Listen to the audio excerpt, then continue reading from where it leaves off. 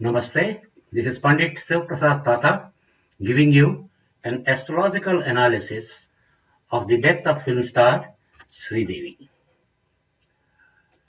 As we all know, she was found dead in her bathtub in her hotel room on the 24th of February 2018 around 8 o'clock in the night, and she was found by her husband, and then the police and the doctors classified it as an accident. Now, ever since her death, all kinds of astrologers and all kinds of numerologists are giving all kinds of funny analysis, and none of them is a detailed one. Somebody says her number according to her date of birth is this, and on the date of her death, the number is this, that's why she died. Well, that particular number date must have come several hundred times in her life, and she didn't die. And somebody comes and says Saturn was transiting the 8th house of accidents and death from her Janma Rasi. Well, Saturn was transiting same place 30 years ago. Okay, she didn't die. She became a top star. So let's go and take a look at what all have to be seen and what do they tell us. To start with, her horoscope is a very powerful one, no doubt, so far as name, fame and wealth are concerned. Okay, you can see that the second lord of wealth, Sun, is in the lagna. Okay, lagna lord is in the 11th house, 11th lord is in lagna. These are very powerful combinations for wealth, name, fame. Jupiter in its own house, Saturn own house, Mars powerfully placed in the 3rd house. Very good combinations in the Navamsa and Dashamamsa chart also. While they have given her name, fame and lots of wealth and awards and rewards, these planetary combinations as they are placed in her chart, they do not promise a long life. In Vedic astrology scriptures, several combinations are given for Alpayu, meaning early death, Madhyaayou, meaning about 40 to 50 years lifespan, Dirghayu means 60, 70 plus. This is a Madhyamayu combination, medium lifespan only.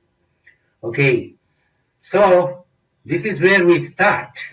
Her lifespan is not a long one. Again, to analyze a particular event, that too an important event like death of a person, lot of things have to be seen, because unless several dangerous combinations are there, death will not occur. So an event in a person's life like this is analyzed. Number one study is study the dasa, antardasa and pratyantardasa, which is the ruling period of planets in operation in her life based on her birth chart.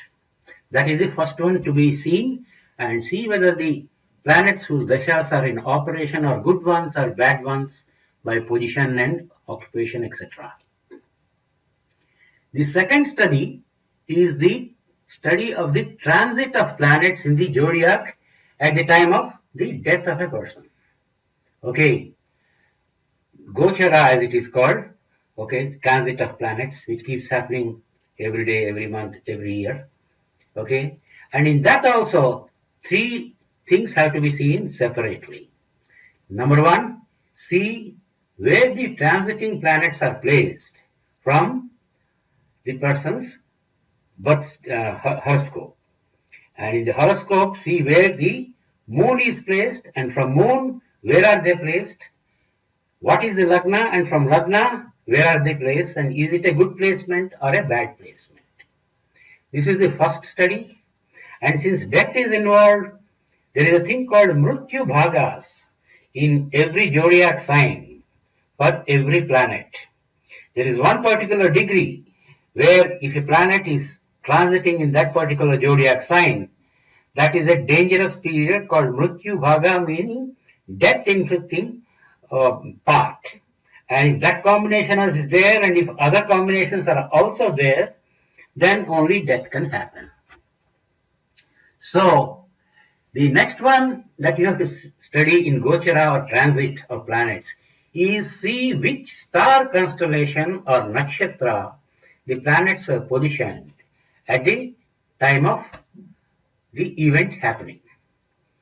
This should be seen from one's Janma nakshatra or birth star as it is called. Janmatara also people call it.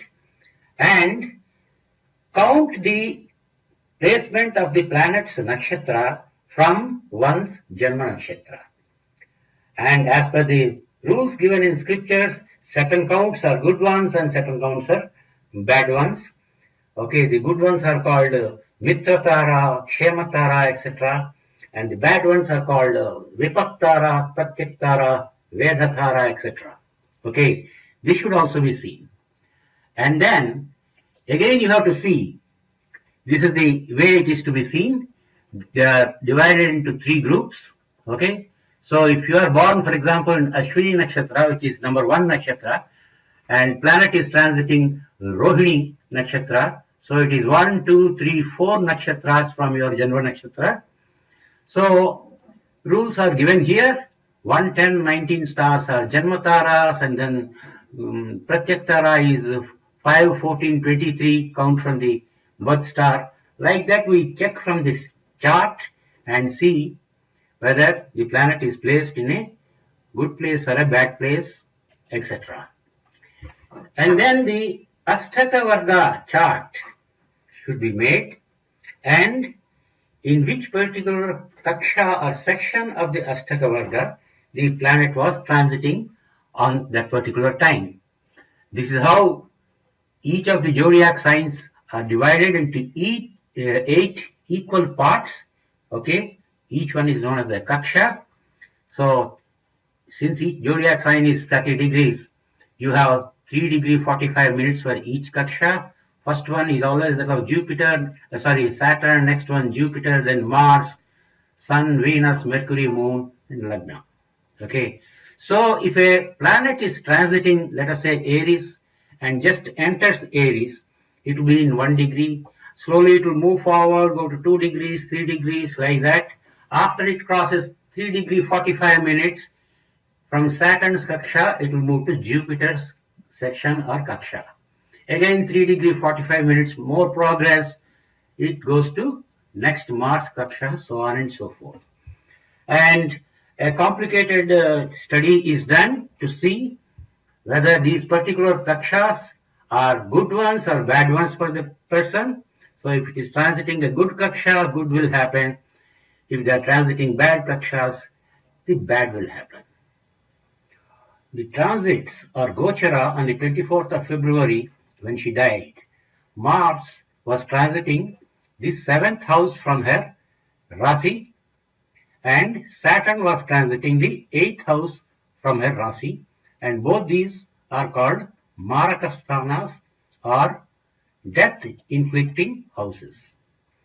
Sun, Venus and Mercury were transiting the 8th house counted from her lagna. You remember her lagna is Karka or Cancer. From here they are transiting the 8th house, and this is also a Marakasthana.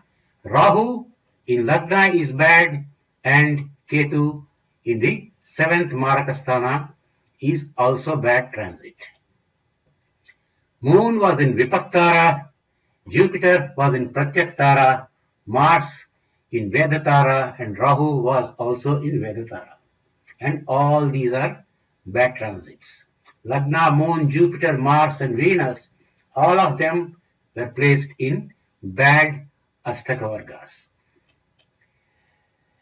If you see the dasha and antardasa and pratyantardasa on that particular day, the period which was going on from October till 4th of April 2018, Mahadasha is that of Saturn, Antardasha is also that of Saturn, and Saturn is the 7th lord of death for her. And the Pratyantardasha is also that of Rahu, which is badly placed in the 12th house, which is also a Marakasthana called Mokshasthana. Rahu rules bad elements, so foul play cannot be ruled out at all.